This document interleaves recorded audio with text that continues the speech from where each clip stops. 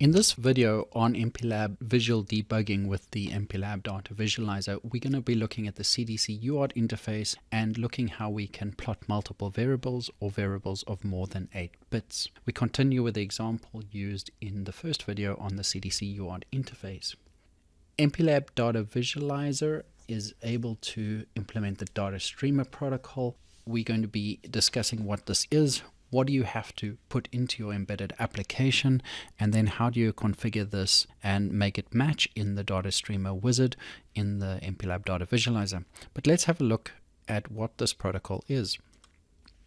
So the data stream protocol is a simple one-way communication from the embedded application to the PC. The embedded application is in control of when to send data. There's a user-defined payload which can contain several variable fields, and you will decide how many. Each packet is framed by start and end token, which are the inverse or one's complement of each other. And the data visualizer synchronizes both on the framing tokens and on the payload size. So for example, in our application, we'll use a frame token of 0, 3, and then the end token by definition has to be FC. We'll send an 8-bit ADC value, a count value, also uint8, and a uint16, which is the 10-bit ADC value. Let's dive in. Okay, so here we are in our project. We already have a uint16 essentially here, which is our 10-bit ADC result, as well as a uint8. So we then load our duty cycle with our 10-bit ADC value, and we are streaming our 8-bit value onto the UART. So essentially what we said we were going to do was pick a start byte of our protocol of 0x03 and then using 0xFC as the end byte. So now we need to put the low byte of our 10-bit ADC. So we could of course go in here in this particular instance and just use the ADC result low and result high. However, let's show you the general principle first. So ADC 10-bit, we're going to AND it with the lower 8 bits, and here shift it 8 to the right so that we get the high byte. The last thing we wanted to do was actually add count, so need to just add a uint8 type of count, just set it equal to 0, and here that should come up as an option, and ++. Okay, so now in the MPLAB Data Visualizer we can connect if we like, but we're going to plot, and instead of raw we select the data stream protocol and give it a protocol name. Let's call it LED PWM. This is similar to typically our project name. Fields ADC 8-bit, and that was a uint8.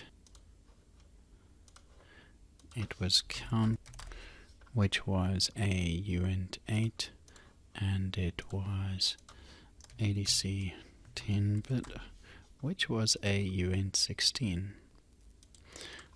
Okay, so a decoder, which is the particular data stream protocol applied to this project, and there can be multiple of them. Anyway, so let's just call it decoder 1 and plot. So we have yet to actually program our part, so let's do that.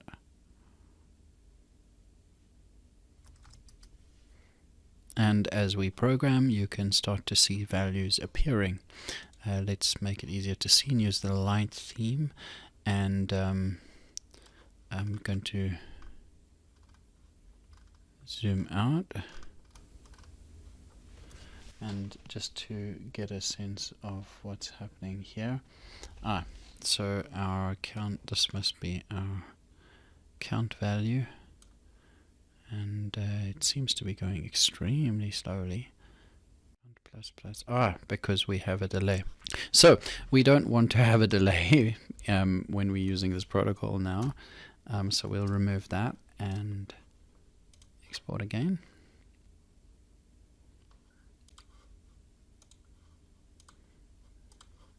Okay, and now going back, we're getting more of the behavior that I'm expecting. So as I click on any one of these, I can adjust the size, and this is what I'm wanting to do with the different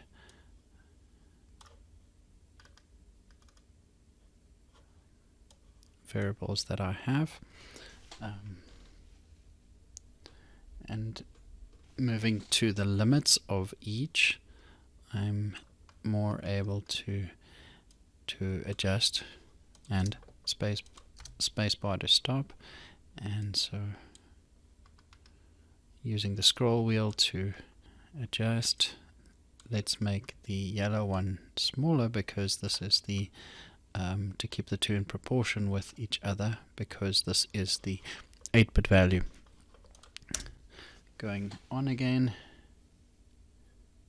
you can see now we have an 8-bit value, a 10-bit value, and a count variable.